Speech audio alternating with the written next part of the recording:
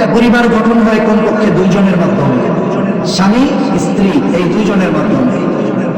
আল্লাহ তাআলা এই মানব সভ্যতার বিস্তৃতি ঘটিয়েছেন দুইজন মানুষের মাধ্যমে। আল্লাহ তাআলা কোরআনুল কারীমের মধ্যে বলেন, ইয়া আইয়ুহান নাসু তাকু রাব্বাকুমুল্লাযী খালাকাকুম মিন নাফসিন ওয়াহিদা ওয়া খালাকা মিনহা যাওজাহা ওয়া বাথা মিনহুমা রিজালান কাসীরান ওয়া নিসাআ। আল্লাহ রাব্বুল আলামিন বলেন, ইয়া আইয়ুহান নাস ইত্তাকু রাব্বাকুম, হে মানব সম্প্রদায় তোমরা তোমাদের রবকে ভয় করো। আল্লাযী খালাকাকুম মিন নাফসিন ওয়াহিদা, যিনি তোমাদেরকে একটি প্রাণ থেকে সৃষ্টি করেছেন। যেহেতু আমাদের মন হলো রূহ, কারণ এই রূহ যতক্ষণ আছে ততক্ষণ এই দেহের দাম।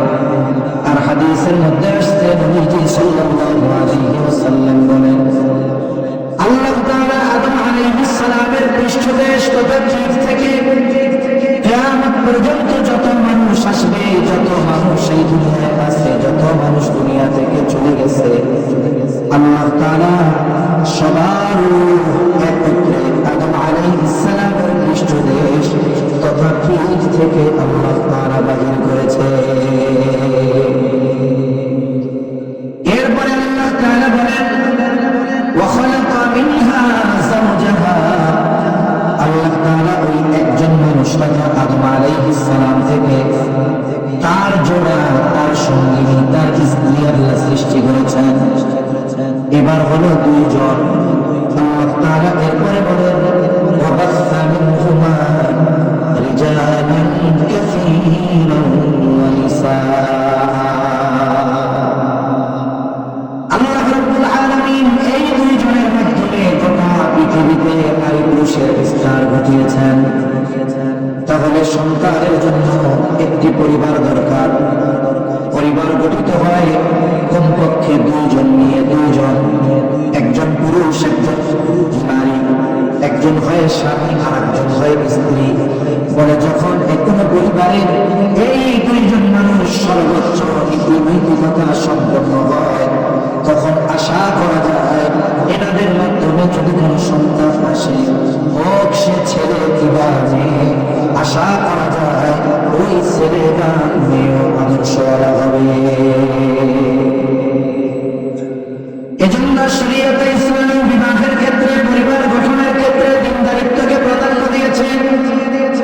কিন্তু আফসোসের বিষয়, আজকের সমাজ ব্যবস্থা লৌকিকতাকে প্রাধান্য দিয়ে আমরা নবীজি যেই বিষয়গুলোকে গুরুত্ব দিয়েছেন ওইগুলাকে বানায় ফেলছি অপশনাল। অথচ ওই বিষয়গুলো ছিল আমাদের জন্য সর্বোচ্চ গুরুত্বপূর্ণ। যেমন নবীজি সাল্লাল্লাহু আলাইহি ওয়াসাল্লামের হাদিসের মধ্যে বলেন, তুনকাহুল মারআতু লিআরবাঈন, নবীজি সাল্লাল্লাহু আলাইহি ওয়াসাল্লাম বলেন, চারটি জিনিস দেখে মেয়েদেরকে বিবাহ করা হয়। এক নম্বর, নবীজি বলেন, দেখা হয় তার জামাল, সৌন্দর্য দেখে বিবাহ করা হয়। দুই নম্বর, দেখা হয় তার মাল সম্পদ। তিন নম্বর, দেখা হয় তার বংশ। চার নম্বর, দেখা হয় তার দিনদারিত্ব। তবে নবী আকরাম হাবিবে কিবরিয়া মুহাম্মদুর রাসূলুল্লাহ দিনদারিত্বের ব্যাপারে প্রাধান্য দিয়ে বলেন, তোমরা দিনকে প্রাধান্য দাও। বাকি তিনটা যদি পরিপূর্ণ থাকে, চেহারাটা অনেক সুন্দর, বংশ অনেক উচ্চ, টাকা পয়সার অভাব নাই, কিন্তু দিনদারিত্বের ক্ষেত্রে কমতি, তাহলে সাবধান। কারণ এই তিনটা বিষয় কাজে লাগবে তখন, তার মধ্যে পরিপূর্ণ দিনদারিত্ব থাকবে যখন। ওই সৌন্দর্য, ওই বংশ, ওই সম্পদ কাজে তখন আসবে যখন তার মধ্যে দিনদারিত্ব থাকবে। আবার যদি এর ব্যতিক্রম হয় যে মেয়েটা দেখতে একটু শ্যামলা, টাকা পয়সা অনেক নাই, বংশ অনেক উচ্চ নয়, কিন্তু দিনদারিত্বের ক্ষেত্রে কোনো কমতি নাই, 100 কারণ একজন ছেলে বা মেয়ে পরিপূর্ণ উত্তম চরিত্রের হওয়ার জন্য পরিপূর্ণ দিনদার হওয়া দরকার। একজন মানুষ যদি দিনদার না হয় তার চরিত্র কখনো পরিপূর্ণ উত্তম চরিত্র হতে পারে না। তার মানে চরিত্র উত্তম হওয়ার জন্য দিনদার হওয়া দরকার। এখন মেয়েটার দিনদারিত্বের ক্ষেত্রে কোনো কমতি নাই। যদি বিবাহ করা হয় একটু সবর করতে হবে, ধৈর্য ধারণ করতে হবে। বুজুর্গানে দিন বলে আশা করা যায় ওই দিনদার মেয়ের গর্ভে আল্লাহ তাআলা এমন আদর্শ নীতি নৈতিকওয়ালা সন্তান দিবে, উত্তম আদর্শ সন্তান দিবে, যেই সন্তান ওই মা বাবার চক্ষু শীতলকরণের কারণ হয়ে যাবে। সাথে সাথে মেয়ের অভিভাবক যারা তাদেরকেও নবীজি বলেন, তোমাদের কাছে যখন কোনো নেককার পুরুষের পক্ষ থেকে প্রস্তাব আসে তোমরা তোমাদের মেয়েদের বিবাহ দিয়ে দাও। ছেলে দেখার ক্ষেত্রে দিনদারিত্বকে প্রাধান্য দিতে বলেছেন নবীজি, কিন্তু আফসোস অধিকাংশ অভিভাবক নিজে যদি দিনদার মুত্তাকিও হয় ওই ছেলের দিনদারিত্বের চাইতে মালদারিত্বকে প্রাধান্য বেশি দেয়। সব বাপ একরকম, হাজারে দুই একজন পাওয়া যেতে পারে, ওটা আউট অফ হিসাব, আউট অফ কাউন্ট, ওটা গণনার ব্যাপার। দেখা যাবে উনি একজন মুত্তাকি মানুষ, হাজি মানুষ, উনি মানুষের বয়ান করে থাকেন সব রিজিকের মালিক আল্লাহ, আল্লাহর উপরে সবসময় তাওয়াক্কুল রাখতে হয়। মসজিদে বয়ান করতেছে যে খাওয়ায় আল্লাহ, পড়ায় আল্লাহ, সব আল্লাহ, আল্লাহ করেন। এটা বিশ্বাস থাকতে হবে, এটা মুমিনের ঈমান থাকার অবিচ্ছেদ্য বিষয়। বানাইছেন আল্লাহ, রিজিকের ব্যবস্থা করছেন আল্লাহ, কোনো সন্দেহ নাই। কিন্তু এরপরেও যখন ওই দিনদার চাচার দিনদার মেয়ের ক্ষেত্রে বিবাহের প্রস্তাব আসে তখন উনি ছেলের দিনদারিত্ব জাস্টিফাই করার আগে মালদারিত্ব জাস্টিফাই করে। কি চাকরি করে, ব্যবসা করে, চাকরি যদি বেসরকারি হয় এর কোনো ওয়ারেন্টি গ্যারান্টি নেই, সরকারি হলে দিতাম। তার মানে রিজিক নির্ভর করে সরকারি চাকরির উপর। নবীজি বলেন যদি তোমরা এই ধরনের পুরুষদের প্রস্তাব ফিরিয়ে দাও, যে নেককার দিনদার ছেলে তার প্রস্তাব ফিরিয়ে দিলা, তাইলে সমাজ ফিতনা ফাসাদ বিশৃঙ্খলায় ভরপুর হয়ে যাবে, বিশৃঙ্খলায় ভরপুর হয়ে যাবে। আচ্ছা, একজন ছেলে যদি নীতিনৈতিকতা হয়, তার আদর্শ যদি সুন্দর হয়, উত্তম চরিত্রের হয়, তাহলে মেয়ের বাবা যদি টাকা পয়সাওয়ালা হয়, ছেলে একটু দিনদার ভালো, তাকে একটু ব্যবসা করার জন্য কিছু টাকা কর্জ দিয়ে দিক, যে তুমি এটা দিয়ে ব্যবসা করার পরে আমাকে দিয়ে দিবে। এতে কি হবে? এতে যে বিষয়টা হবে, ছেলেটা যেহেতু তার চরিত্র ভালো, সে এটা কাজে লাগাবে, এক সময় ফেরত দিয়ে দিবে। তার মেয়েটা ওই বাড়িতে হয়তো রাজকীয় খাবার খাবে না, কিন্তু রানীর মতো অবস্থান করতে পারবে। ঠিক কিনা বলেন? এর চেয়ে অনেক মানুষ এমন আছে, অনেক বাবা শুধু সম্পদ থেকে মেয়েটাকে বিবাহ দিয়ে দিচ্ছে, দিনদার মেয়ে, কিন্তু মেয়েটা ওই বাড়ি গিয়ে দেখছে, হায় রে, আমি তো দুনিয়ার জাহান্নামে চলে আসছি, এখানে পর্দা করার সুযোগ নাই, এখানে পরপুরুষের সামনে যাওয়া লাগে, স্বামী অ্যাডিক্টেড, মাদকাসক্ত। ওই মেয়েটার জন্য এই বাড়িতে জাগতিক সব সুবিধা আছে, কিন্তু শুধুমাত্র নীতিনৈতিকতা, আদর্শ আর ইসলাম না থাকার কারণে ওই বাড়িটা তার কাছে জাহান্নামে পরিণত হয়ে যায়। ঠিক কিনা বলেন? এই জন্য উভয় পক্ষকে, ছেলে পক্ষ যখন মেয়ে দেখবে মেয়ের দিনদারিত্বকে প্রায়োরিটি দেবে, মেয়ে পক্ষ যখন ছেলে দেখবে ছেলের ব্যাপারে খোঁজ খবর নিবে, তখন দিনদারিত্বকে প্রায়োরিটি দিবে, শুধু মালদারিত্বকে প্রায়োরিটি দিলে হবে না। যদি এই দুইটা জিনিসকে প্রাধান্য দিয়ে কেউ বিবাহ বন্ধনে আবদ্ধ হয়, এটা হবে আদর্শ পরিবার। কিন্তু আফসোসের বিষয়, আমাদের মধ্যে অনেক মানুষ যাদেরকে আমরা দিনদার মনে করি, তারাও দিনকে প্রাধান্য দেয় না, তারাও দুনিয়াকে প্রাধান্য দেয়, মালকে প্রাধান্য দেয়। এই জন্য কি দেখা যায়, সংসার হওয়ার কিছুদিন পর দ্বন্দ্ব, ডিভোর্স, তালাক এগুলো হয়। অথচ অনেক মুরব্বী আছে এখনো, দাঁত পড়ে গেছে, ওরা দাদিরও দাঁত পড়ে গেছে, কাবিন নামে অনেক টাকা লেখা হয়েছিল, আবার চেহারাও অনেক সুন্দর ছিল না, কিন্তু 70 বছরের সংসার চলতেছে, 60 বছরের সংসার চলতেছে, যত বৃদ্ধ হচ্ছে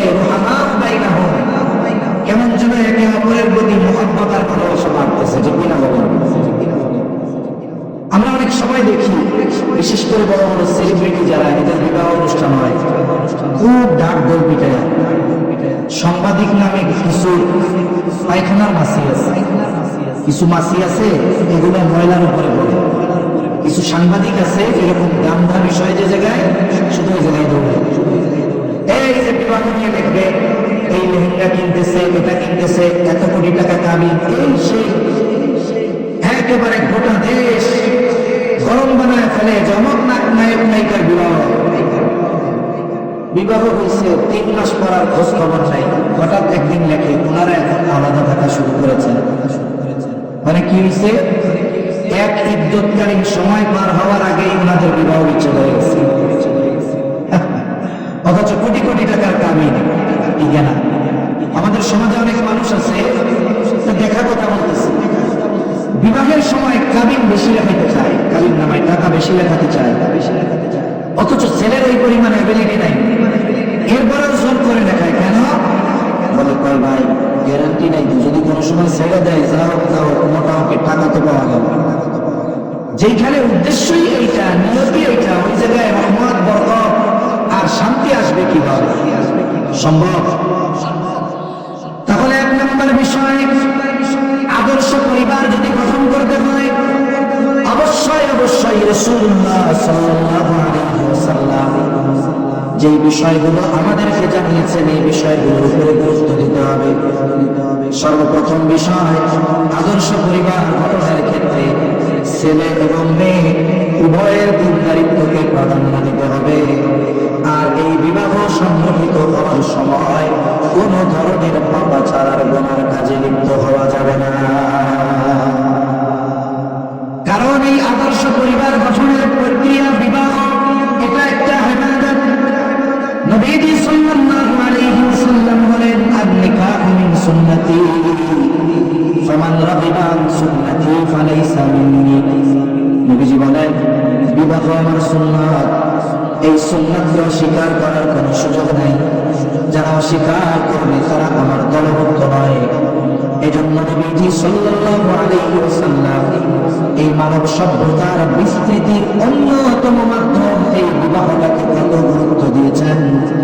ওলামায়ে কেরাম আছেন, আপনাদের মসজিদের খতিব সাহেব প্রসিদ্ধ বড় একজন আলেম, জিজ্ঞাসা করবেন হাদিসের প্রত্যেকটা কিতাবে আমার মনে হয় সবচেয়ে বড় যে অধ্যায় সেটা হলো বিবাহ। প্রতিটি হাদিসের কিতাবের মধ্যে বড় একটি অধ্যায় আছে শুধু বিবাহ নিয়ে আলোচনা। একেবারে মেয়ে দেখা থেকে নিয়ে শুরু করে একেবারে সর্বশেষ যা দরকার সব কিছু এই অধ্যায়ের মধ্যে আলোচনা আছে। যেহেতু বিবাহ ইবাদত, এই ইবাদত কেমনে করতে হবে নবী সাল্লাল্লাহু আলাইহি ওয়াসাল্লাম দেখিয়ে দিয়েছেন। আর আমরা ওই ইবাদত গুলোর মধ্যে ইবাদত যেটা করি ওটা 2 মিনিটের ইবাদত করি। গোটা বিভাগের মধ্যে ইবাদত সুন্নাত 2 মিনিট থাকে। কয় মিনিট? ইসলাম থাকে মাত্র 2 মিনিট। একেবারে দেখা দেখি শুরু থেকে নিয়ে সব অনইসলামিক কার্যকলাপ। বিবাহের সময় দেখা, এটা নবীজির আদেশ। নবীজি বলছেন যে দেখবা, কন্যা দেখার ব্যাপারে নবী সাল্লাল্লাহু আলাইহি ওয়াসাল্লাম বলছেন, দেখবে কে? যে বিবাহ করবে তার বাপ। কে দেখবে? যে বিবাহ করবে সে দেখবে। যতক্ষণ এই ছেলের সাথে বিবাহ না হবে ওই মেয়ে, ততক্ষণ পর্যন্ত ছেলের বাবা ওই মেয়েকে দেখা হারাম। অথচ আমাদের দেশে যে বিবাহ করবে তার আগে 15 বার দেখে তার ধোলাভাই, বাবা, খালা, খালু, বন্ধু বান্ধব। এরপরে ওরে কয়, ভাই তুই একটু জায়গায় দেখতে আয় না। ও তখন কি কয়, তোমরা দেখছস না, তোমরা দেখছো না, বন্ধু তোরা দেখছস না, তোদের পছন্দ আমার পছন্দ। কেন বিবাহ কি ওদের সাথে দিবি না তুই করিস? এটা যারা বলে এটা খাটাস, কাপুরুষ। তোমার যদি গায়রত থাকে, আত্মমর্যাদা থাকে, তুমি তাকে বিবাহ করার জন্য ইচ্ছা করেছ, তুমি ব্যতীত বিবাহের পূর্বে তোমার বাবা ওই মেয়েকে দেখতে পাবে। আমাদের একটা ঘটনা অনেক আগে এক জায়গায় ঘটছে, অনেক জায়গায় আছে না, যে বাবা বয়সে বিবাহ করছে, আল্লাহ তাআলা তাড়াতাড়ি সন্তান দিচ্ছে। অনেক জায়গায় আছে দেখা যায় বাবার ছেলের চাইতে বাবারে স্মার্ট বেশি দেখা যায়। এখন বাবা ছেলের বিবাহের জন্য মেয়ে দেখতে গেছে, বাবার পছন্দ হয়ে গেছে, বাবা টাকা পয়সা এইবার ঘটকরে সুন্দর মতো সিস্টেম করে নিজে বিয়ে করে নিচ্ছে। বাবার বেটার মধ্যে কুমাকুবির মতো অবস্থা। তাহলে সমাজে এই ধরনের ঘটনা ঘটতেছে, মানে আরো ঘটতে পারে। এজন্য দেখার ক্ষেত্রে শুধু ওই ছেলেটা দেখবে, ছেলে মেয়েকে দেখবে, এরপরে মা অভ্যন্তরীণ বিষয়ে খোঁজ খবর নেবে, বাবা বংশের বিষয়ে খোঁজ খবর নেবে। কারণ আমাদের মুরব্বীরা বংশীয় বিষয়টাকে গুরুত্ব দেয়, এটা গুরুত্ব দেওয়া দরকার। কারণ একটা প্রবাদ আছে, জাতের মেয়ে কালো ভালো, নদীর পানি ভোলাও। এখন এই যে বিবাহ দেখা হলো, এই দেখাটার থেকেই আমাদের গুনাহ শুরু হয়ে গেছে। এরপরে কি হবে? এরপরে অনেকগুলো ডিমান্ড আছে, এই দিতে হবে, সেই দিতে হবে। এরপরে এতজন বরযাত্রী খাওয়াতে হবে। শরীয়তে ইসলামে মেয়ে পক্ষের কাছ থেকে যৌতুক যেমন নেওয়া হারাম, জোর করে মেয়ে পক্ষকে এটা চাপাইয়া দেওয়া হারাম যে এতজন বরযাত্রী খাওয়াতে হবে। তোমার আত্মীয় স্বজনের যদি খাওয়ার এত গলা থাকে, 400 জন খাওয়াইবা, মেয়ের বাবারে টাকা দিয়ে দিবা যে আপনি অ্যারেঞ্জ করেন, আমি টাকা দিয়ে দিচ্ছি। মেয়ে পক্ষের উপরে চাপিয়ে দেওয়া এটা জুলুম। এবং আল্লাহ তাআলার নিষেধ, ওয়ালা তাকুলু আমওয়ালাকুম বাইনাকুম বিল বাতিল। আল্লাহ তাআলা বলেন তোমরা অন্যায়ভাবে কারো সম্পদ ভক্ষণ করো না। এর মধ্যে এটাও আছে। কেন আপনি চাপায় দিবেন মেয়ে পক্ষের উপরে? এরপরে কি হবে? মেয়ে পক্ষ চিন্তা করে যে মেয়েটা বিবাহ দিব, কি হয় না হয় দুনিয়ার অবস্থা। এইবার কাবিন ধরবে কি বলে, যেটা ছেলের 14 গোষ্ঠীর দেওয়ার সামর্থ্য নাই, 15 লাখ 20 লাখ ধরে বসে। এখন ছেলে মনে মনে চিন্তা করে, সব কি আর নগদ দিব, এটা তো বাকি খাতায়, পারলে দিব না পারলে দিব। কোন ছেলে যদি কাবিন নামা বা এই কাবিনের টাকা না দেওয়ার নিয়ত করে, সে যদি প্রদান না করার নিয়ত করে যে না লেখে লেখুক দিব না, তাহলে সে যদি ওই স্ত্রীর সাথে মেলামেশা করে, এটা জেনা বলে পরিগণিত। এখন বাপ ভাই মুরব্বীরা মিলে লেখছে 20 লাখ টাকা, ছেলে তো 20 লাখ টাকা দিবে না। তার মানে কি, কাগজে যেটা লেখা হয়েছে সে সেটাই সম্মতি নয়, দেওয়ারই নিয়ত নেই। তবে হ্যাঁ, যদি সে এখন না পারে, দেওয়ার নিয়ত আছে কিন্তু নগদে নাই, তাহলে সে স্ত্রীর কাছ থেকে সময় চেয়ে। তবে সময় চাওয়ার একটা বিষয় তো আছে। দেখা যাবে বিবাহের যে রাত্রি, ওই রাত্রিতে যদি নববধূর কাছে গিয়ে স্বামী বলে যে কাবিননামা তো যা লেখা হয়েছে 10 লাখ বাকি আছে, এই চিন্তা করে নববধূ খাটে, উনি ঘরের কোনো চেয়ারে গিয়ে বসে রয়েছে। নববধূ চিন্তা করতেছে কি ব্যাপার, পছন্দ হইল না নাকি। লজ্জা ভেঙে জিজ্ঞাসাই করছে কোনো সমস্যা? না না, আমার তো এই সোফা থেকে আর খাটে যাওয়ার মতো সুযোগ নাই, 10 লাখ টাকা বাকি, দেওয়ার মতো সামর্থ্য নাই। এখন লজ্জায় হয়তো বলবে যে আচ্ছা দেওয়া লাগবে না। আল্লাহ না করুক, যদি কোনোদিন বিবাহ বিচ্ছেদ হয়, 10 লাখ না, তোমার জেলে ঢুকাবে, 30 লাখ টাকা জরিমানা। তার মানে এই যে দেওয়া লাগবে না, মাফ করবে না, এটা মনের কথা নয়, এটা পরিস্থিতির শিকার হয়ে গেল। এই জন্য সাবধান, এই বিষয়গুলোর উপরে আমরা খেয়াল রাখবো। এক কথায়, যদি শরীয়তের আলোকে আমরা একটা পরিবার গঠনের মেহনত করি, ওই জায়গায় লক্ষ কোটি টাকা কাবিন লেখানো লাগবে না। ইনশাআল্লাহ ওই পরিবারের উপরে আল্লাহ তাআলার রহমত এবং বরকত থাকবে। ওটা আদর্শ পরিবার হবে এবং ওই পরিবার থেকে আদর্শ মানুষের জন্য। এজন্য বিবাহের ক্ষেত্রে দিনদারিত্ব প্রাধান্য দিব তো ইনশাআল্লাহ। আমরা আমাদের বোন কন্যা যারা আছে, বিবাহ দেওয়ার ক্ষেত্রে দিনদারিত্ব দেখব। পুরুষ যে ছেলের সাথে বিবাহ দেবে, সাথে সাথে ছেলেদের বিবাহ দেওয়ার ক্ষেত্রেও মেয়েটার দিনদারিত্বকে আমরা প্রাধান্য দিব। কেন? আধুনিক বিজ্ঞান বলে সন্তানের চরিত্রের 90% গঠিত হয় তার মায়ের থেকে। একটা সন্তানের জন্য তার বাবা ভালো খাবার, ভালো পোশাক এগুলোর ব্যবস্থা করতে পারে, ভালো বাসস্থানের ব্যবস্থা করতে পারে, কিন্তু সন্তানের চরিত্র গঠনে সবচাইতে বড় ভূমিকা থাকে তার মায়ের। আধুনিক বিজ্ঞান এটা নয়, আধুনিক বিজ্ঞান আরো বলে সন্তান যখন মায়ের গর্ভে থাকে, মায়ের আচার আচরণ কথাবার্তা সব কিছুর প্রভাব সন্তান এজন্য দেখবেন অনেকের হয়তো জানা আছে এই পৃথিবীতে 700 কোটি মানুষ, এর মধ্যে 1 কোটি এর চাইতে কিছু বেশি হলো ইহুদি। কিন্তু এটাও বাস্তব, গোটা পৃথিবী যেই সিস্টেমে এখন পরিচালিত হচ্ছে, অর্থনৈতিক বলেন রাজনৈতিক বলেন, এই সমস্ত সিস্টেমের লাগাম হলো ইহুদিদের হাতে। এই পৃথিবীর অর্থনীতির নিয়ন্ত্রণ তাদের হাতে। এই পৃথিবীর গোটা অর্থনীতি 90% পরিপূর্ণ নিয়ন্ত্রণ ইহুদিদের হাতে। ইহুদিরা যদি চান দেয় আমেরিকার সুপ্রিম পাওয়ারের অধিকারী মুহূর্তের ভিতরে ভেঙে পড়বে। এই পৃথিবীতে যত ন্যারেটিভ তৈরি করা হয় ইসলামের বিপক্ষে, মুসলমানদের বিপক্ষে, আন্তর্জাতিক 3টি গণমাধ্যমের মাধ্যমে বেশি হয়। একটা হলো CNN, একটা হলো BBC, আর একটা হলো রয়টার্স। এই 3টার পরিপূর্ণ নিয়ন্ত্রণ ইহুদিদের হাতে। পৃথিবীতে যত মুসলমান দেশে আমেরিকা আবার তার দোসরেরা আক্রমণ করেছে, এই আক্রমণের সব বৈধতা তৈরি করেছে এই 3টা মিডিয়া। এটার নিয়ন্ত্রণ ইহুদিদের হাতে। এখানে ইসলামোফোবিয়া ছড়ানো হচ্ছে, গোটা পৃথিবীর মানুষ এটা দেখতে দেখতে দেখতে দেখতে ওটার উপরে বিশ্বাস করতেছে। ওই BBC, CNN আর রয়টার্সের সংবাদের উপরে নির্ভর করে বাংলাদেশের কিছু হলুদ মিডিয়াগুলো খবর জানায়। এই ইহুদিদের হাতে বলতে পারেন গোটা পৃথিবীর বর্তমান সিস্টেমের সব নিয়ন্ত্রণ। তাহলে এরা এত পাওয়ারফুল কেমনে হলো? আমাদের দেশে যখন কোনো নারী প্রেগনেন্ট হয় বর্তমান সময়ে, ডাক্তার যখন বলে আপনার গর্ভে সন্তান, আপনি এখন থেকে সাবধান থাকবেন, সচেতন থাকবেন, আমাদের বোনেরা আর নড়াচড়া করতে চায় না। এখন চায় চেয়ারে বসে থাকবো, পারলে আমার স্বামী কালে হাত তুলে খাওয়াবে। কিন্তু আপনি যেই মায়ের গর্ভে ছিলেন খোঁজ নিয়ে দেখেন। আমার মার কাছে আমি শুনছি, এটা বলার কথা না তাও বলে বোঝানোর জন্য, আমি যেই দিন দুনিয়ায় ভূমিষ্ঠ হয়েছি ওই দিনও আমার মা ধানে খেড়ের পালা দিছে। গ্রামের মানুষ ছিল তো, খেড়ের পালা ছিলেন, ধান থেকে ছুটানোর পরে যে খেড় এখানে পালা দেওয়া। যেদিন দুনিয়ায় আসছি ওই দিনও কি করছে? খেড়ের পালা দিছে। আর এখন যেই দিন ডাক্তার বলে আপনি প্রেগনেন্ট, ওই দিন থেকে ঠ্যাং ঘুষাইয়া উপরে বেড়া যায়। এখন কি করবা? বলে মোবাইল কিনে দেন, টাইম টাইমবো কেমনে? এখন তো আর আমি বাইরে বেরোতে পারবো না, রান্না বান্না করতে পারবো না। এখন কি হলো?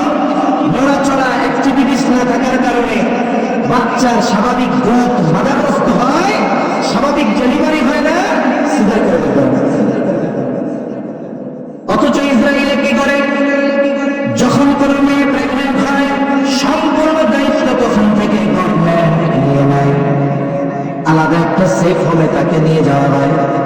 ওই জায়গায় তাকে শুধু বসায় বসায় খাওয়ানো হয় তা নয়, বরং তাকে দিয়ে জটিল জটিল অঙ্ক করানো হয়, জটিল জটিল সমীকরণ তাকে দেওয়া হয়। মানুষ যখন কোনো কঠিন কিছু করার চেষ্টা করে, তার ব্রেনকে যখন সে অতিরিক্ত চাপ দেয়, বিভিন্ন ধরনের হরমোন নিঃসরণ হয়, এগুলোর প্রভাব তার গর্ভের বাচ্চার উপরে পড়ে। দেখা যায় গর্ভকালীন সময় মায়ের ওই কাজ, ওই ব্রেনকে যে সে বারবার অ্যাক্টিভ করেছে, চাপ দিয়েছে, এর প্রভাবটা গর্ভের সন্তানের মধ্যে পড়ে। এক বিজ্ঞানী আমেরিকান গবেষণা করার পরে তিনি বলতেছেন, যদি কোনো মা এই আশা করে তার সন্তানের কণ্ঠ সুন্দর হবে, তার সন্তান গায়ক হবে, তাইলে ওই মা যেন গান গায়, গান শোনে। যদি কেউ চায় তার সন্তান অভিনেতা হবে, সে যেন অভিনয় দেখে। কেন? কারণ তিনি বলতেছেন, সন্তান যখন মায়ের গর্ভে শ্রবণ শক্তি পায়, ওই সময় মা যেই কথাগুলো বলে সেগুলো সে শুনতে পায়। সাথে সাথে মা যার সাথে কথা বলে, যার কথা শুনে ওই কথাগুলো মা শুনতে পায়। বিজ্ঞান বলতেছে মা ওই যে জটিল জটিল কাজ করতেছে, ব্রেন খাটাচ্ছে, প্রভাব সন্তানের মধ্যে যাচ্ছে। ফলশ্রুতিতে কি হলো? মায়ের কর্ম আমলের কারণে সন্তান মায়ের পেটে থাকতেই ওই প্রভাব তার উপরে পড়ল। মা যদি গান শুনে সন্তান গায়ক হয়, মা যদি কোরআন তিলাওয়াত করে, বলেন তো সন্তান কোরআন তিলাওয়াতকারী হবে কি হবে দূর পড়ে, তাইলে সন্তানের অন্তরে নবীর প্রেম মহাব্বত ভালোবাসা বেশি হবে না। তার মানে বোঝা গেল আদর্শ পরিবার যদি করতে হয়, আদর্শ মানুষ যদি করতে হয়, তাহলে আদর্শ বিবাহ তথা ইসলাম যেইভাবে পরিবার গঠনের নির্দেশ দিয়েছে এর বিকল্প আর কোনো কিছুই হতে পারে না। হয়তো আদর্শহীন পরিবারে ডাক্তার হবে, ইঞ্জিনিয়ার হবে, বিসিএস ক্যাডার হবে, কিন্তু আদর্শ নীতি নৈতিকতা চরিত্র সুন্দর হবে না, নীতি নৈতিকতা বিবর্জিত মানুষ হবে। ঠিক কিনা? এই জন্য এদেশে যারা টাকা পাচার করে, দুর্নীতি করে, ঘুষ খায়, সাধারণ মানুষ করে, এটা যারা করে আমাদের ভাষায় এই দেশের সর্বোচ্চ শিক্ষিত তারা, এদেশের সিস্টেম নিয়ন্ত্রণ করে তারা, দুর্নীতিগুলোর রাস্তা খুলে দেয় তারা। মনে রাখবেন, যদি এই বিসিএস ক্যাডার এরা যদি নীতি নৈতিকতা সম্পন্ন হয়ে যায়, এদেশের কোন রাজনীতিবিদদের এ সাহস নাই, কোন ক্ষমতাবান দলের সাহস নাই দেশের সম্পদ লুটপাট করবে। ওই সচিব আমলারা রাস্তা খুলে দেয়, এটাই বাস্তব। সচিব আমলারা রাস্তা খুলে দেয়। সচিব আমলা হওয়ার জন্য ম্যাট্রিক পাস করলে হবে? বিসিএস ক্যাডার আমাদের ভাষায় দেশের মোটামুটি সর্বোচ্চ শিক্ষিত মানুষ এইগুলাই জানোয়ারের মতো কাজ করে। কেন? বলো যে আদর্শের আলোকে জ্বলে উঠতে পারে না। এজন্য আমরা তো আদর্শ মানুষ চাই, আদর্শ সন্তান চাই। এজন্য আমাদের আদর্শ পরিবার গঠন করতে হবে। কিন্তু পশ্চিমা এই কালচারাল ওয়্যার, সাংস্কৃতিক এই যুদ্ধ আমাদেরকে আদর্শ পরিবার গঠনে সর্বোচ্চ বাধা প্রদান করতেছে, জেনা ব্যভিচারকে সহজ করতেছে, আর বিবাহ বন্ধনকে তারা সময়ের সাথে সাথে কঠিন করে দিচ্ছে। এজন্য সম্মানিত উপস্থিতি, ইসলামের এই কয়েকটা বিষয় বললাম, আর অনেক বিষয় আছে। এই বিষয়গুলো সামনে রেখে আমাদের অগ্রসর হওয়া দরকার। তখন এক নম্বর, জাতিকে ধ্বংস করতে হলে পরিবার ব্যবস্থা ধ্বংস করে দিতে হবে। দুই নম্বর, কোন জাতিকে যদি ধ্বংস করতে হয় তাদের শিক্ষা ব্যবস্থাকে ধ্বংস করে দিতে হয়। ওসমানী খেলাফতের পতন হয়েছে 100 বছরের একটু বেশি, অথচ গোটা পৃথিবীতে জ্ঞান বিজ্ঞান গবেষণা রিসার্চ এগুলায় সবচেয়ে অগ্রগামী ছিল মুসলমানেরা। কিন্তু আফসোসের বিষয়, মুসলমান শাসকদের মাত্রাতিরিক্ত বিলাসিতা, অন্যান্য দেশের প্রতি পরনির্ভরশীলতা, এগুলোর কারণে আস্তে আস্তে একটা সময় এগুলো মুসলমানদের হাত থেকে ছুটে নিয়ন্ত্রণ কাফের মুশরিকদের ইহুদিদের হাতে চলে গিয়েছে। নাইলে এই পৃথিবীর বড় বড় আবিষ্কারের মূলে ছিল মুসলমানরা। এবং ওই সময়ের আধুনিক শিক্ষা ব্যবস্থা এমন ছিল না যে দিন বিবর্জিত শিক্ষা ব্যবস্থা, এমনটা ছিল না। বরং ওই সময়ের শিক্ষা ব্যবস্থা দিনকে প্রাধান্য দিয়ে দিনের আলোকে আধুনিক শিক্ষা ছিল। ওই জায়গায় কোরআন সুন্নাহর শিক্ষা তো ছিল। একজন তো আনন্দ হইত, সাথে সাথে ডাক্তার, ইঞ্জিনিয়ার, গবেষক হওয়ার জন্য যা যা দরকার সব শিক্ষা ব্যবস্থা ছিল। এই উপমহাদেশেই ছিল। উপমহাদেশে মুসলমানদের এই শিক্ষা ব্যবস্থাকে ধ্বংস করেছে ইংরেজরা। ইংরেজরা ধ্বংস করে দিয়েছে প্রত্যেকটা মাদ্রাসা। ওই সময়ের সর্বাধুনিক শিক্ষার ব্যবস্থা ছিল দ্বীনের আলোকে। এমন নয় যে কোরআন সুন্নাহ বাদ দিয়ে। এখন তো আধুনিক শিক্ষা কাকে বলা হয়? বলে যেই জায়গায় কোরআন হাদিস থাকবে না ওটা হলো আধুনিক শিক্ষা। কিন্তু আধুনিক শিক্ষা একজন মানুষ জ্ঞান অর্জন করলো, দিন শিক্ষা তাকে নীতি নৈতিকতার উপরে গড়ে তুলবে। জ্ঞানী যদি নীতি নৈতিকতা সম্পন্ন না হয়, ওই শিক্ষা দেশ জাতি মানুষের কল্যাণে আসবে না।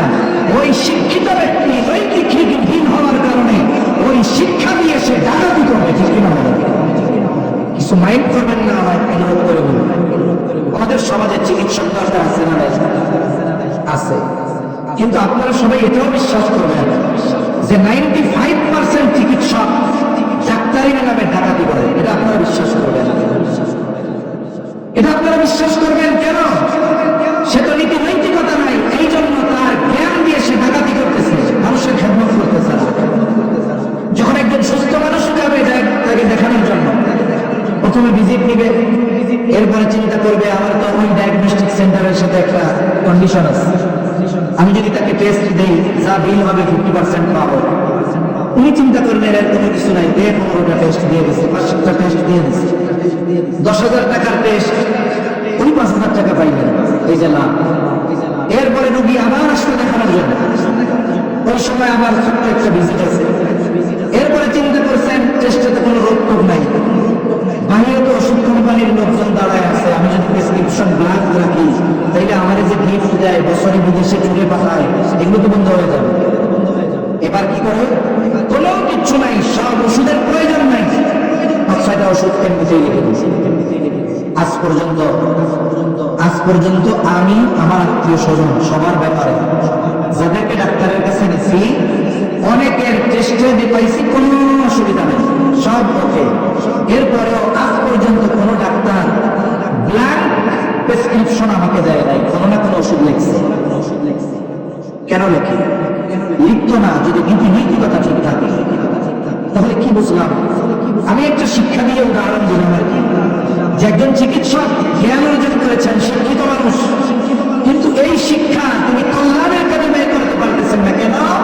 ওই যে ধর্মীয় নীতিনৈতিকতার শিক্ষা তার নাই। এজন্য দেশকে ধ্বংস করার জন্য, জাতিকে ধ্বংস করার জন্য পশ্চিমারা আমাদেরকে নতুন নতুন শিক্ষা পদ্ধতি আমাদেরকে অন্তর্ভুক্ত করানোর চেষ্টা করে, যেখানে মানুষের নীতি নৈতিকতা তো ধ্বংস হবেই, বরং ওই শিক্ষাগুলো গ্রহণ করার মাধ্যমে আগামী প্রজন্ম পশুত্বের চরিত্রকে ভার বানায় ফেলবে। আমাদের স্কুলগুলোতে, আমাদের প্রতিষ্ঠানগুলোতে ট্রান্সজেন্ডার এই ইস্যু নিয়ে কত আলোচনা আমাদের হয়েছে। এরপরে দেখা গেল কত বছর চাইছিল 65,000 গানের শিক্ষক নিয়োগ দিবে। আচ্ছা, একজন ব্যক্তি যদি গান না জানে তাইলে সে উচ্চ শিক্ষিত হতে পারবে না। কথা বুঝেন নাই মনে হয়?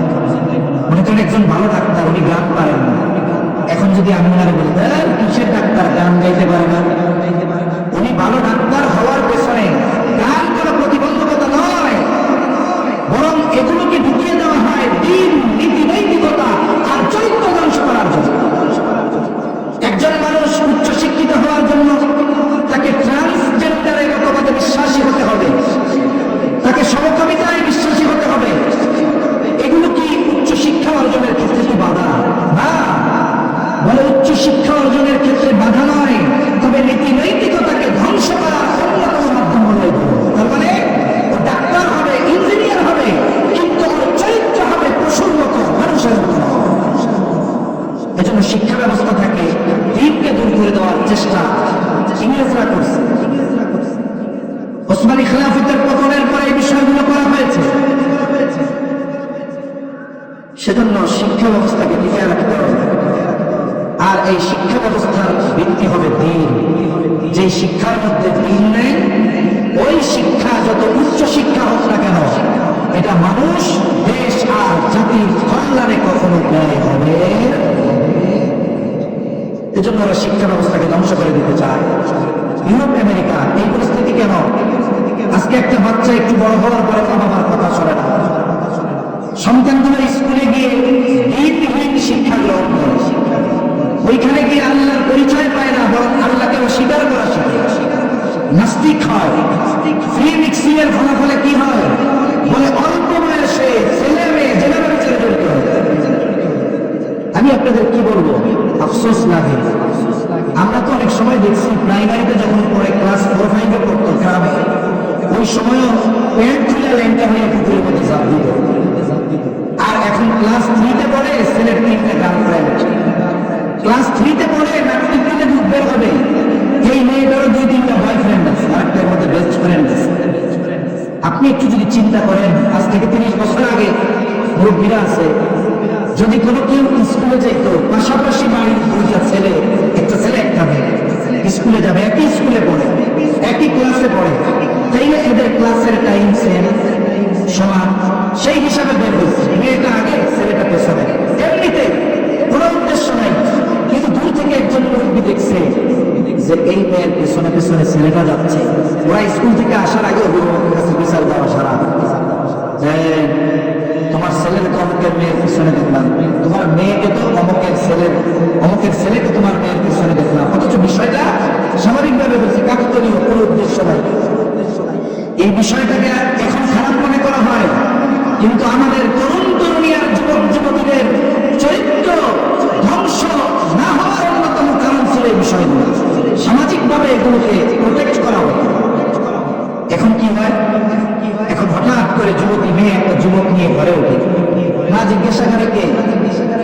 বাচ্চাকে নিয়ে বলে তোমার বয়ফ্রেন্ড আম্মু, আর মাও খাটাসের খাটাস দুশ্চরিত্রা দেখছি তিনটা মেয়েকে আপনার বয়স বয়সে নাস্তা বানিয়ে আমি তোমার গল্প করি।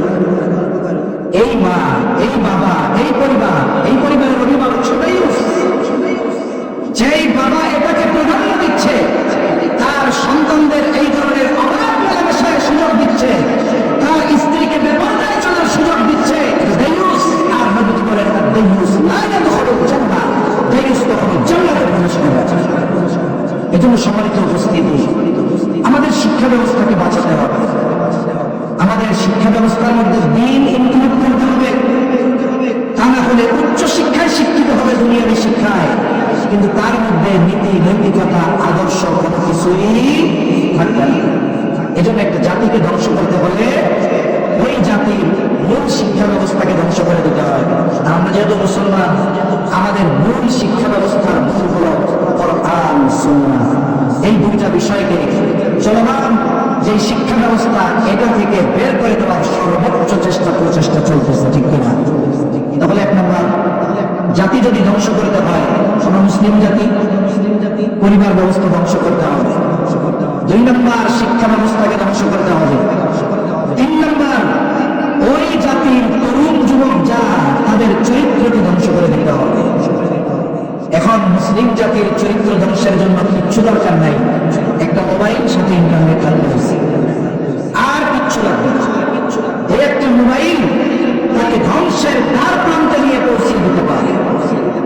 আর তরুণদের মধ্যে এই টেন্ডেন্সি ঢুকিয়ে দেওয়া যে শোনো যৌবনকাল এটা ফুর্তি করার সময়। একটা প্রবাদ আছে না, বলে দুনিয়াটা মস্ত বড়, খাওয়া দাও ফুর্তি করো। তরুণ যুবক, কিশোরী যুবক যুবতী যারা আছে, তাদেরকে যৌবনের ব্যাপারে বলা হয় এখন তো তোমরা স্বাধীন, শুধু দান লৌবান। কিন্তু ইসলাম জানিয়ে দেয় একজন মানুষের জীবনে সবচেয়ে গুরুত্বপূর্ণ সময়টা হলো যৌবনকাল। এই জন্য হাদিসের মধ্যে আসছে, নবীজি সাল্লাল্লাহু আলাইহি ওয়াসাল্লাম বলেন, কিয়ামতের দিন প্রত্যেকটা বনি আদমকে 5টি করে প্রশ্ন করা হবে। এই 5টি প্রশ্নের জবাব দেওয়া ব্যতীত এক চুল পরিমাণ নড়ার মতো ক্ষমতা থাকবে না। 5টি প্রশ্নের মধ্যে একটি প্রশ্ন, তুমি তোমার যৌবনকাল কিভাবে অতিবাহিত করেছ? যেহেতু মানুষের এই যৌবনকাল সবচেয়ে গুরুত্বপূর্ণ সময়, এই ব্যাপারটাই কিয়ামতের দিন আল্লাহর কাছে জবাবদিহিতার কাঠগড়ায় দাঁড়াতে হবে যে যৌবনকাল কিভাবে অতিবাহিত করেছ। আর সাথে সাথে যেই মানুষগুলো যৌবনকালে পাপাচার থেকে বিরত থাকে, গুনার কাজ থেকে বিরত থাকে, নেকের কাজ করে, নবীজি সাল্লাল্লাহু আলাইহি ওয়াসাল্লাম এইভাবে যারা যৌবনকাল অতিবাহিত করেছে, কিয়ামতের দিন নবীজি বলেন সূর্যটা একেবারে কাছে থাকবে। এখন নয় 1,30,00,000 মাইল দূর, তাই সূর্যের কত তাপ, বিশ্বের প্রচন্ড মানুষের জন্য কত কষ্টের হয়ে যায়। ওই সূর্যটা এত দূর, কিয়ামতের দিন ওই সূর্যটা মানুষের একেবারে নিকটে থাকবে। হাদিসের মধ্যে আসছে, মানুষের পাপ অনুযায়ী ঘামের মধ্যে হাঁটুটুকু খাবে, কারো ঘাম হবে হাঁটু পর্যন্ত, কারো মাথা পর্যন্ত, কারো বুক পর্যন্ত, কারো বা মাথার উপরে সে হাঁটুটুকু খেতে থাকবে ঘামের মধ্যে। নবীজি বলেন ওই কঠিন দিন কোথাও কোনো ছায়া থাকবে না, আরশের ছায়া ছাড়া। নবীজি বলেন ওই দিন 7 শ্রেণীর মানুষ আরশের ছায়ায় স্থান পাবে। এর মধ্যে 1 শ্রেণীর মানুষ, নবীজি বলেন শাআবুন শাআবুন ফি ইবাদাতিল্লাহ, ওই যুবক যে তার যৌবনকাল ইবাদতের মাধ্যমে অতিবাহিত করেছে, সে আরশের ছায়ায় স্থান পাবে।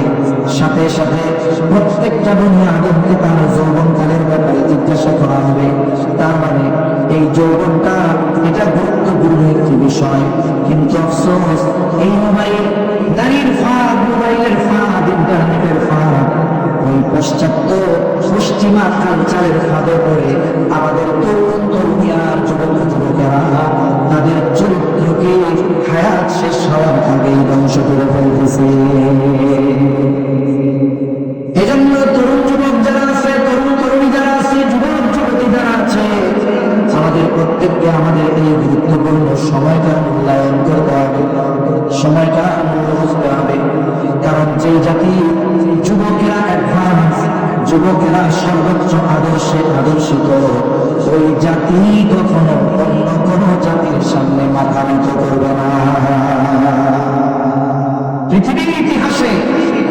যত বড় বড় রেভলিউশন হয়েছে, বিপ্লব হয়েছে, এগুলার পেছনে অবদান ছিল তরুণ যুবক। এই উপমহাদেশে মোহাম্মদ বিন কাসেম 100 হিজরির আগে 17 বছর বয়সে, 17 বছর। আর আমাদের দেশে 17 বছরের আগে সবাই শিশু। এই হিসাবে মোহাম্মদ বিন কাসেম 17 বছরের শিশু। উনি সেই সুদূর আরব থেকে উপমহাদেশে এসেছেন, রাজা দাহির জালেমের বিরুদ্ধে যুদ্ধ করেছেন।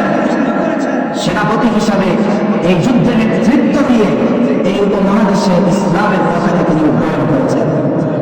মুসলমান যুবকদের ইতিহাস এটা জানা দরকার। ইসলামের জন্য যুবকদের কি অবদান? হযরত আলী রাদিয়াল্লাহু তাআলা আনহু একেবারে কিশোর বয়সে ঈমান এনেছেন। জিহাদের ময়দানে তার কি অবদান ছিল ইসলাম প্রতিষ্ঠায়। তারপরে মুতার যুদ্ধে সেনাপতি যারা ছিল যুবক, খালিদ বিন ওয়ালিদ রাদিয়াল্লাহু তাআলা আনহু ইসলাম গ্রহণের পরে কি অবদান রেখেছেন? এরা সবাই যুবক ছিল। অথচ আফসোস, আজকে আমাদের যুবকেরা নেতৃত্ব দিবে কোথায়? ইসলামের নেতৃত্ব দিবে কোথায়? দ্বীন প্রতিষ্ঠা করবে কোথায়? আমরা তো যুবকদের নিয়ে এত চিন্তিত যে সময়ের সাথে সাথে রিহাব সেন্টার বাড়তেছে যেন মাদকাসক্ত যুবকদেরকে সুস্থ করা যায়। এই মাদক এটা যুবকদের ধ্বংস করার অন্যতম একটি মাধ্যম।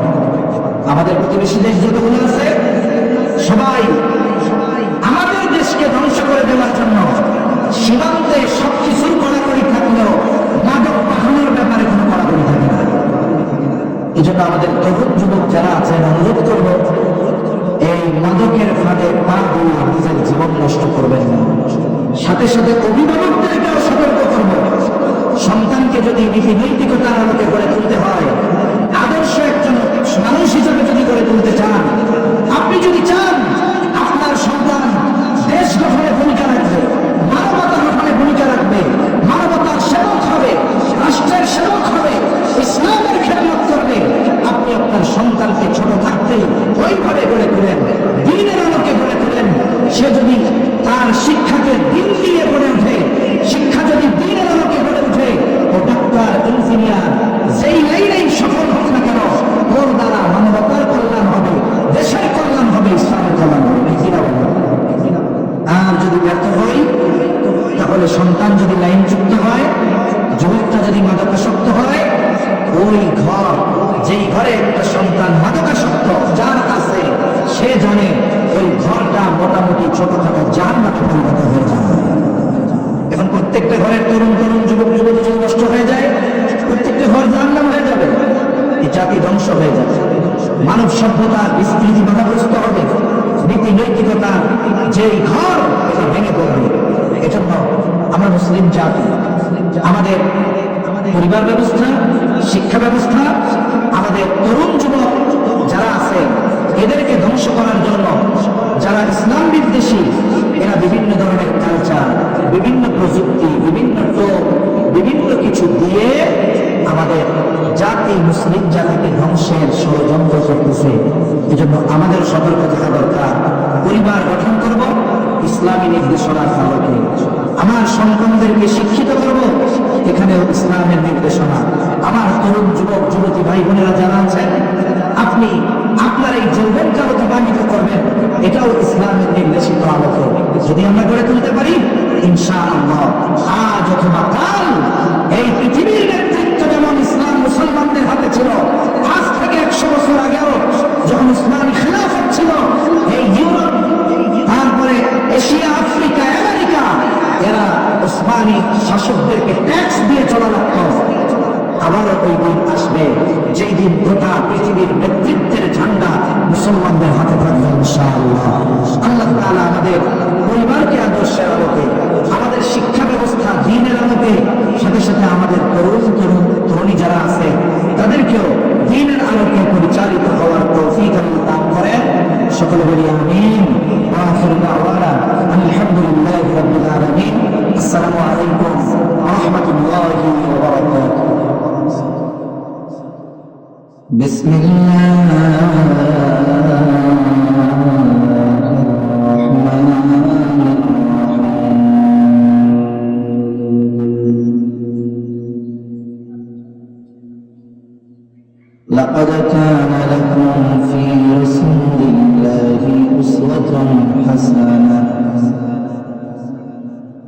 لمن كان يرجو الله واليوم الآخر وذكر الله كثيرا.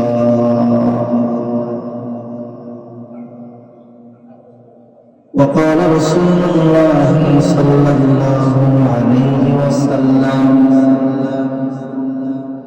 إنما بعثت لأتمم مكارم الأخلاق أو كما قال النبي صلى الله عليه وسلم. صدق الله العلي العظيم وصدق رسوله النبي الكريم. ونحن على ذلك لمن الشاهدين والشاكرين والحمد لله رب العالمين.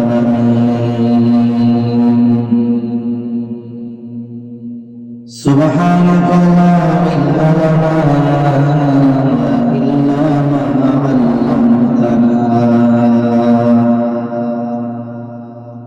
إنك أنت العليم الحكيم.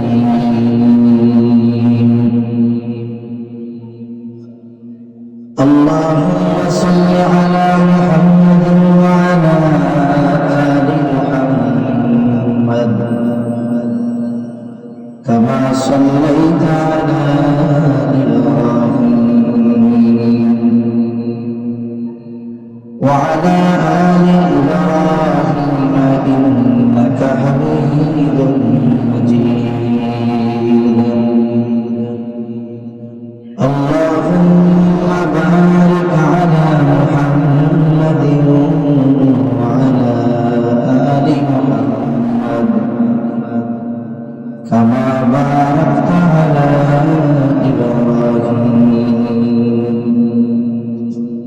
وعلى آل إبراهيم إنك حميد مجيد. الحمد لله.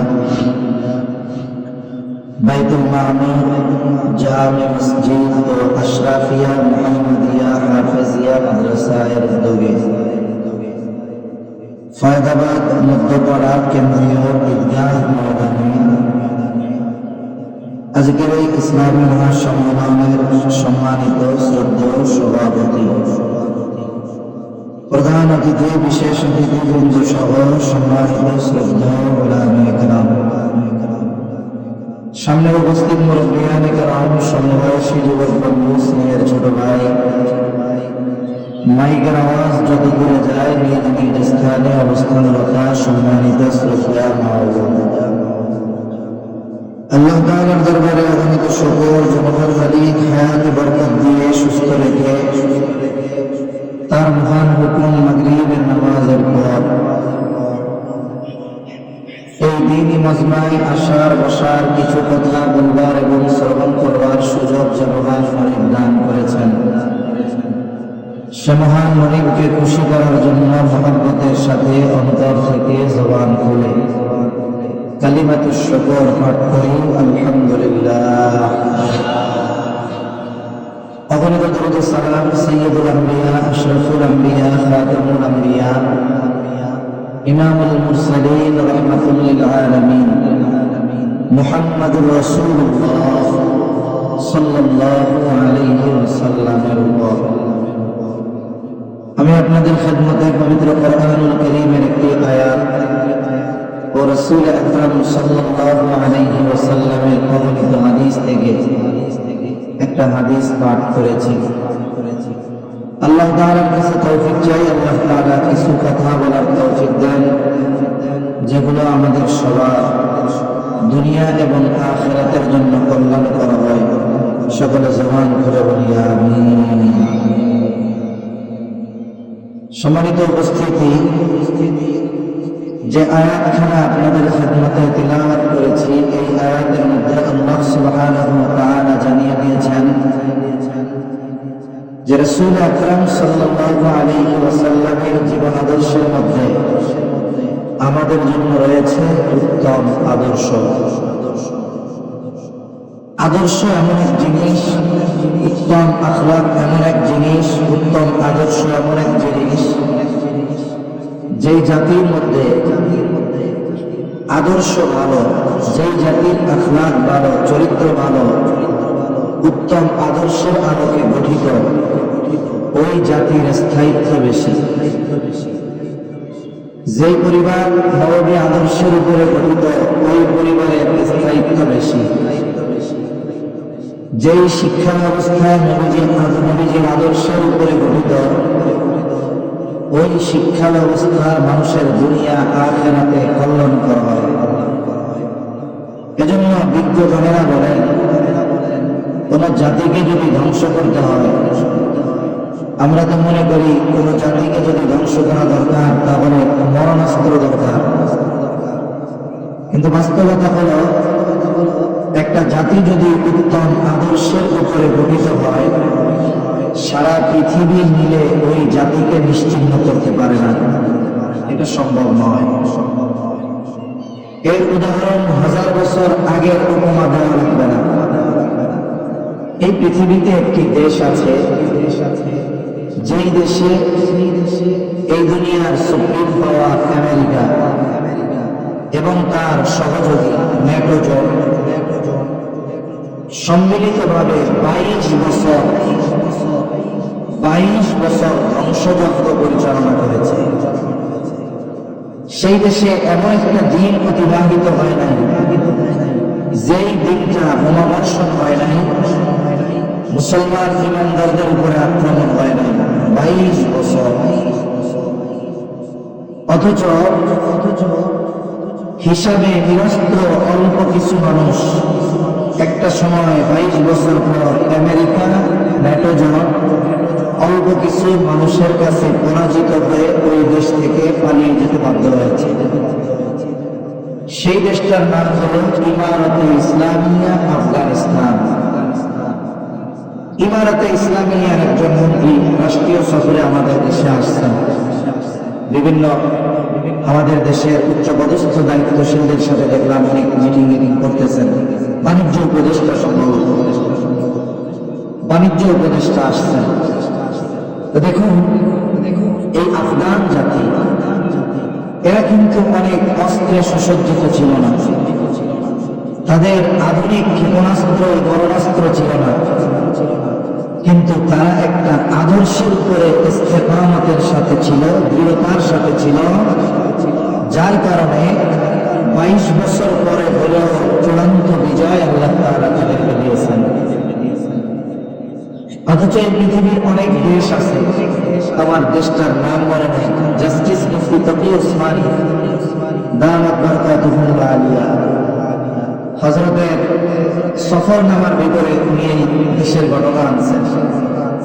একটা দেশ 50-100 বছর আগেও 100% মুসলমান ছিল, 100 বছর আগেও 100% মুসলমান। তাদের মধ্যে দিনদারিত্বের কোনো কমতি ছিল না, কিন্তু একটা সময় তাদের এমন জায়গায় আঘাত হানা হয়েছে যে অস্ত্র দিয়ে আঘাত করা লাগে নাই। 50 বছর পার না হতেই তারা তাদের নৈতিকতা, আদর্শ সব কিছু বিসর্জন দিয়ে নামে মুসলমান, কাজে নিকৃষ্ট মানুষ নয়, পশুর চরিত্রের অধিকারী হয়ে গেছে। তাহলে একটা জাতিকে ধ্বংস করার জন্য অস্ত্র লাগে না, অস্ত্র দিয়ে একটা জাতিকে ধ্বংস করা যায় না। তাহলে দার্শনিক বলেন, 3টা জিনিস যদি ধ্বংস করে দেওয়া যায়, ওই জাতি শেষ, ওই জাতি আর উঠে দাঁড়াতে পারবে না। এর মধ্যে একটা হলো পরিবার ব্যবস্থা, 2 নম্বর শিক্ষা ব্যবস্থা, 3 নম্বর বিশেষ করে তরুণ তরুণী যারা আছে এদের চরিত্র ধ্বংস করে দেওয়া। এই 3টা কাজ যদি করা যায়, যদি কোনো জাতির ব্যাপারে অন্য কোনো জাতি এই 3টা কাজে সফল হয়, 100 বছরও লাগবে না, 20-30 বছর পরেই দেখবেন ওই জাতি পরিপূর্ণ ধ্বংস হয়ে যাবে, নীতি নৈতিকতা আদর্শ কিচ্ছু থাকবে না। এজন্য পশ্চিমারা শুধু একটা দেশ দখল করার জন্য মরণাস্ত্র ব্যবহার করে না, তারা যে অস্ত্রগুলো ব্যবহার করে এর মধ্যে একটা হলো কালচার। যুদ্ধ শুধু পৃথিবীতে অস্ত্রের ঝনঝনাতে যুদ্ধ হয় না, পারমাণবিক অস্ত্র দিয়েই শুধু যুদ্ধ হয় না। স্টেলথ প্রযুক্তির যে নতুন নতুন বিমান আবিষ্কার করতেছে আমেরিকা, রাশিয়া, শুধু এগুলো দিয়ে যুদ্ধ হয় তা না। এই পৃথিবীতে অস্ত্রের যুদ্ধের চাইতে কালচারাল ওয়ার যেটাকে বলে সাংস্কৃতিক যুদ্ধ, এটা আরো বেশি জঘন্য। অস্ত্রের যুদ্ধের ক্ষতি যেতটুকু হয় এটা বড় হয় সাথে সাথে। মনে করেন কেউ যদি আমাকে গুলি করে, আমি মরে গেলাম, কিন্তু আমার আদর্শ ঠিক থাকলো। কিন্তু আমার যদি কেউ আদর্শ নষ্ট করে ফেলে, নৈতিকতা নষ্ট করে ফেলে, আমি বেঁচে থাকবো ঠিক, কিন্তু আসলে ওই বাঁচার চেয়ে মরে যাওয়া উচিত ছিল। এই কালচারাল ওয়ার আমাদের উপরে চলতেছে। আমরা অনেকে মনে করছি যে 5 আগস্ট হয়েছে, একদল পলায়ন করছে, ইন্টারিম গভর্নমেন্ট আসছে, আমরা ইসলাম প্রতিষ্ঠা করে ফেলতেছি। এটা যারা দাবি তারা ভুলের মধ্যে আছে। বরং অবস্থা হলো এইরকম যে মনে করেন বাঘ গেছে, এখন সিংহ আসছে, অবস্থা এরকম একই অবস্থা। কিছু জুলুম অত্যাচার আমরা চাক্ষুষ দেখছি, কিন্তু এখনকার ক্ষতিটা হচ্ছে অভ্যন্তরীণ ভাবে, টেরও পাবো না। আগের ক্ষতি আরেকজন আমার ব্যাপারে করতো, এখনকার ক্ষতি আমি আমার নিজেরটা করবো, টেরও পাবো না। তা যেই হোক, ওইদিকে যাওয়ার দরকার নাই। জিও পলিটিক্স এগুলো অনেকে বোঝে না, আবার যদি বলি তাহলে বলবো হুজুর রাজনীতির আলোচনা করতেছে। অথচ এই জিও পলিটিক্সের সাথে ইসলাম ধ্বংসের কত বড় সম্পর্ক আছে এটা বিজ্ঞজনরা মোটামুটি বোঝে। আপনারা অনেকে এটা শুনে থাকেন যে বিশ্ব এক মতাদর্শে পরিচালিত হবে, বিশ্ব এক মতাদর্শে পরিচালিত হবে, আর সেই মতাদর্শের নাম হলো সেকুলারিজম। পৃথিবীতে কোনো ধর্ম থাকবে না, কোনো ধার্মিক থাকবে না। ধর্ম যদি থাকে সেটা শুধু ঘরে ব্যক্তির সাথে আর উপাসনালয়গুলোতে থাকবে, মসজিদে থাকবে, হিন্দুদের একটা মন্দিরে থাকবে। মানুষ অন্য কোনো জায়গায় রাষ্ট্রীয়ভাবে কোনো ধর্ম থাকবে না। এটা মানুষকে ধর্মহীন করার এক ষড়যন্ত্র। আমি যে বিষয়গুলো বলতে চাই ওই দিকেই যাই আলোচনায়। তাহলে 1 নম্বর, পরিবার ব্যবস্থাকে ধ্বংস করতে হবে। কেন? কারণ আদর্শ পরিবার, আদর্শ মানুষ, আদর্শ মানুষ তো আদর্শ সমাজ, আদর্শ সমাজ তো আদর্শ জাতি। এখন যদি পরিবার ব্যবস্থাকে ধ্বংস করে দেওয়া যায়, তাহলে আদর্শ মানুষ তৈরি হবে না। আদর্শ মানুষ যদি না হয়, আদর্শ সমাজ হবে না। আদর্শ সমাজ যদি না হয়, আদর্শ দেশ হবে না, জাতি হবে না। এজন্য আমাদের কালচারাল ওয়ারের বড় একটা টার্গেট হলো পরিবার ব্যবস্থাকে ধ্বংস করে দেওয়া।